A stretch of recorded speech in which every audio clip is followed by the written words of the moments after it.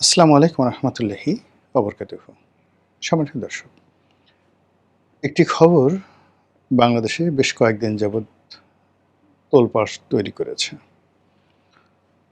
আমরা এখানে বসে সেই খবরটি যতটা না গুরুত্ব অনুধাবন করতে পারছি, তার চাইতে এই খবরটি নিয়ে পশ্চিমা দুনিয়া, আমেরিকা এবং ভারত মারাত্মকভাবে প্রতিক্রিয়া দেখাচ্ছে।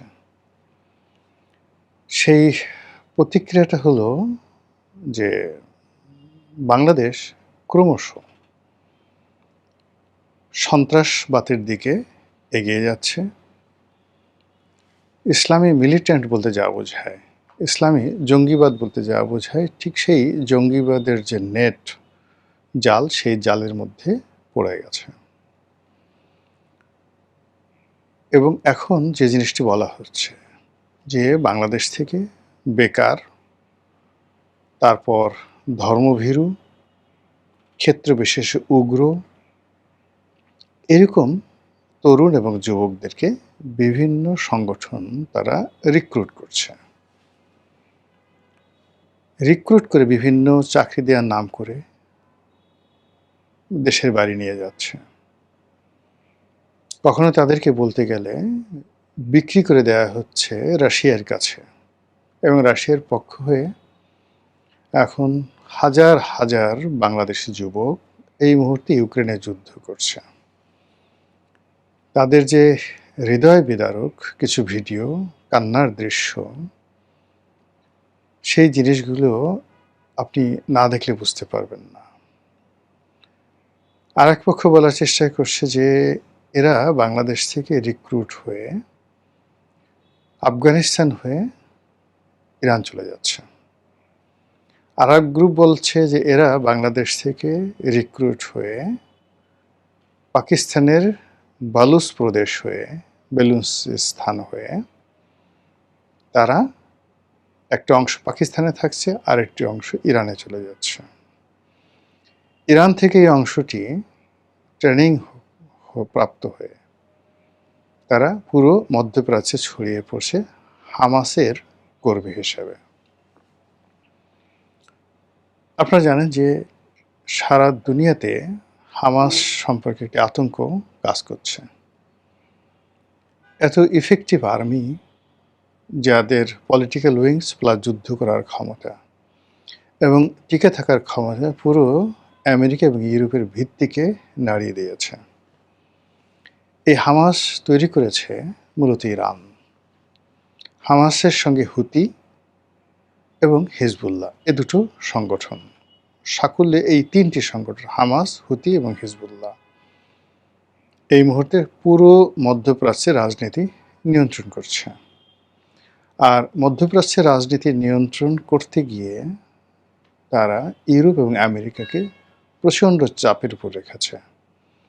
তাদের ট্রেড, তাদের কমার্স, তাদের রাজনীতি থেকে শুরু করে আরও অনেক কিছু। এই যে গত 3 বছর ধরে যে যুদ্ধগুলো, বা 4 বছর ধরে যে অবিরত যুদ্ধ হলো, প্রায় 2 দফায় যুদ্ধ হলো আপনার পশ্চিম তীরের সঙ্গে, মানে গাজার সঙ্গে, হামাস অধ্যুষিত যে এলাকা তাদের সঙ্গে। কন্টিনিউয়াসলি যুদ্ধ হচ্ছে লেবাননের সঙ্গে, ইয়ামেনে তো যুদ্ধ চলছে। সেখানে দুর্ভিক্ষ থেকে শুরু করে আরও অমানবিক অনেক ঘটনার পরেও এই যুদ্ধগুলো চলছে। এই হামাসকে কেন্দ্র করে বাশার আল আসাদের সরকারের পতন হলো। আর এখন ইরান যেভাবে শক্তিশালী হয়ে পড়েছে, তাতে করে সংযুক্ত আরব আমিরাত, কাতার এবং কুয়েত, এই রাষ্ট্রগুলোকে এবং ইনক্লুডিং সৌদি আরবিয়া, ইরানের আধিপত্য মানতে হবে। এখানে মার্কিন যুক্তরাষ্ট্রের সঙ্গে ইরানের একটা চুক্তির যে সমঝোতা, এটা প্রাথমিক একটা সমঝোতা তারা স্বাক্ষর করেছে। ইরানের প্রেসিডেন্টও করেছেন, আমেরিকার প্রেসিডেন্ট করেছেন। এখন এই সমঝোতা স্মারক MOU, এইটার প্রেক্ষিতে তাদের মধ্যে যে শান্তি চুক্তি হবে, সেই শান্তি চুক্তির একটা প্রাথমিক যে স্তর, কতগুলো স্তর আছে, ফার্স্ট স্তর, সেকেন্ড স্তর, থার্ড স্তর, তারপর একটা পার্মানেন্ট চুক্তি, যুদ্ধবিরতি চুক্তি হবে, মানে যুদ্ধ বন্ধ, নট বিরতি না, যুদ্ধ বন্ধের একটা চুক্তি হবে। এটার বেশ কয়েকটি স্তর রয়েছে। তো ২ প্রেসিডেন্ট প্রাথমিকভাবে স্বাক্ষর করার পরেও আজকে আমি যে ভিডিওটি করছি শুক্রবার দিন ১৯শে জুন তারিখে।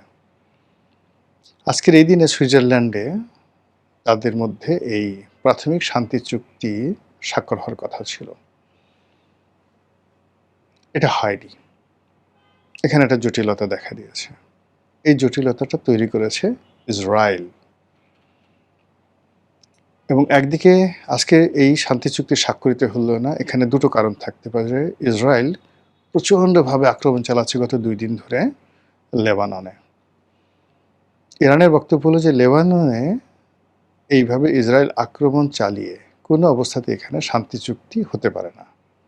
কারণটা হলো, যখনই লেবাননে এই আক্রমণ চলবে, ইরান তার কৌশলগত কারণে সেই আক্রমণ প্রতিহত করার জন্য বা ওখানে যাদের উপর আক্রমণ করা হচ্ছে তাদেরকে রক্ষা করার জন্য এগিয়ে যাবে।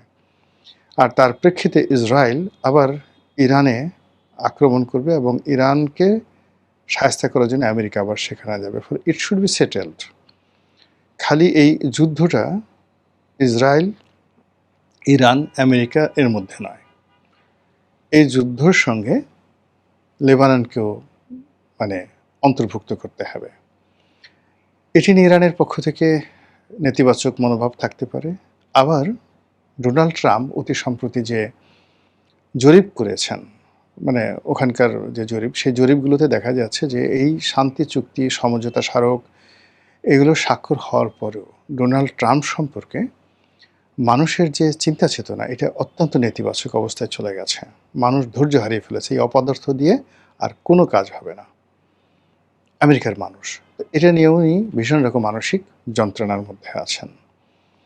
তো এরকম যখন একটা বিশ্বের পরিস্থিতি এবং আমরা সামহাও আমেরিকার বলয়ের মধ্যে ঢুকে গেছি, ঠিক সেই সময়টাতে ভারতে নিযুক্ত ইসরায়েলি রাষ্ট্রদূত তিনি অভিযোগ করলেন বাংলাদেশে হামাসের আস্তানা রয়েছে, হামাসের ঘাঁটি আছে, অথবা এখান থেকে হামাস রিক্রুট হচ্ছে।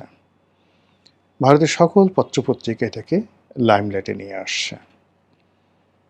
আপনারা জানেন যে এই পৃথিবীতে আমেরিকার সাথে ইসরায়েলের যে সম্পর্ক কৌশলগত, এই সম্পর্কের বাইরে ইসরায়েলের সঙ্গে যদি অন্য কোনো কৌশলগত সম্পর্ক থাকে, দ্বিতীয় গুরুত্বপূর্ণ সেটি হলো ভারত বনাম ইসরায়েল। এবং নেতানিয়াহুর সঙ্গে নরেন্দ্র মোদীর ব্যক্তিগত সম্পর্ক একেবারে চরমে, মানে উষ্ণতার চরমে। আপনারা এও জানেন যে পৃথিবীর সবচেয়ে ইফেক্টিভ, ভয়ঙ্কর যে গোয়েন্দা সংস্থা, রাষ্ট্রীয় গোয়েন্দা সংস্থা, সেটি কিন্তু মোসাদ। আর সেই মোসাদের ডাইরেক্ট তত্ত্বাবধানে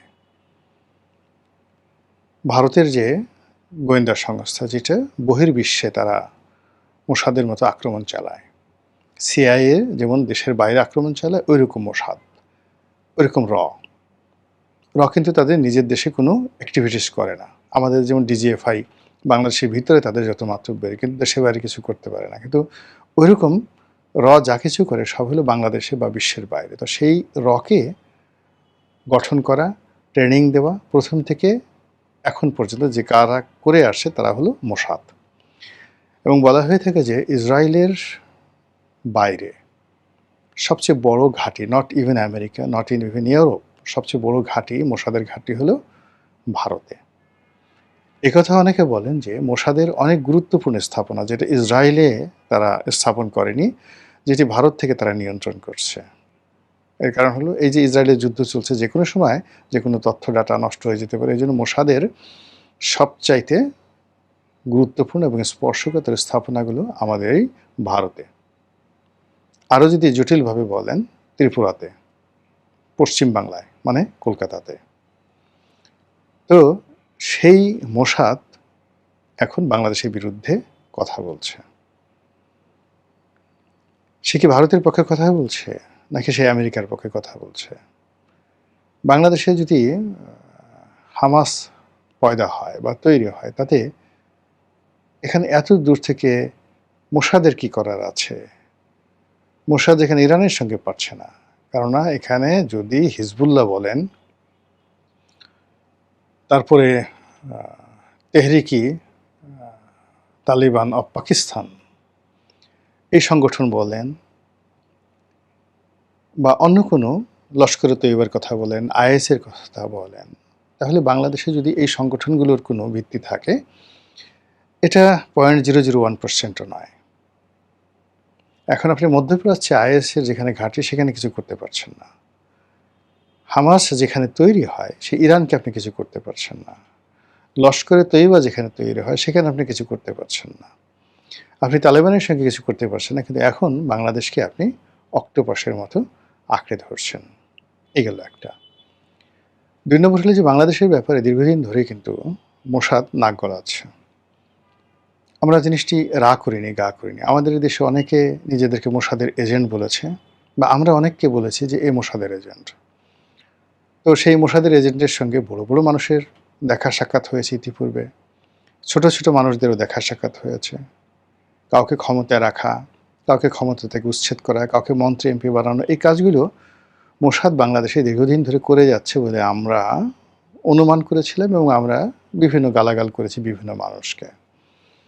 কিন্তু এখন ভারতে নিযুক্ত যিনি ইসরায়েলি রাষ্ট্রদূত, তার গুরুত্ব মানে টিপিক্যালি আপনি যদি ধরেন বেঞ্জামিন নেতানিয়াহু, তারপরে তাদের যুদ্ধমন্ত্রী, এরপর মার্কিন যুক্তরাষ্ট্রে তাদের রাষ্ট্রদূত এবং ভারতের রাষ্ট্রদূত, এই 4 জন কন্টেম্পোরারি, কাছাকাছি। তো সেই মানুষটি বাংলাদেশ সম্পর্কে এই মুহূর্তে এই অভিযোগ করেছে। এটা বর্তমান তারেক রহমান সাহেবের সরকারের জন্য একটা ব্যাড সিগন্যাল, সার্বিক অর্থে একটা ব্যাড সিগন্যাল। সরকার যদি স্মরণ করে যে 2001 সন থেকে 2006 সনে এই বাংলাদেশে কি হয়েছিল, এবং তখন সরকারের উপর কিভাবে দক্ষিণ পন্থার যে রাজনৈতিক দলগুলো, উগ্রপন্থার যে সংগঠনগুলো, গোপন যে সংস্থাগুলো বা সংগঠনগুলো কিভাবে সরকারকে অক্টোপাসের মতো চেপে ধরেছিল, সেই সম্ভাবনা, সেই অক্টোপাসের সম্ভাবনা, সরকারকে চেপে ধরার যে প্রক্রিয়া, এটি বর্তমান জমানাতে এসে more than 100 times dangerous for the government. আর এই বিষয়টি এখন মোসাদ বলছে, এই বিষয়টি এখন ইসরায়েলের মুখ দিয়ে বেরোচ্ছে। শুধু তাই নয়, কিছুদিন আগে স্বয়ং পাকিস্তান থেকে পাকিস্তানের যে প্রতিরক্ষামন্ত্রী, পররাষ্ট্রমন্ত্রী, তারাও বাংলাদেশে জঙ্গিবাদ তৈরি হচ্ছে এবং এই জঙ্গিরা এখানে ট্রেন আপ হয়ে পাকিস্তানে গিয়ে তারা অপকর্ম চালাচ্ছে, এই ধরনের কথা বাংলাদেশে এসে তারা বলে গেছেন। তো কাজেই যত সহজে সময় পার করছি আমরা, বা যেভাবে আমরা চোখ বুজে প্রলয় বন্ধ করার চেষ্টা করছি, প্রলয় ভুলে থাকার চেষ্টা করছি, পরিস্থিতি আসলে সেই দিকে নয়। মহান আল্লাহ আমাদের সবাইকে হেদায়েত দান করুন এবং হেফাজত করুন। আসসালামু আলাইকুম ওয়া রাহমাতুল্লাহি ওয়া বারাকাতুহু।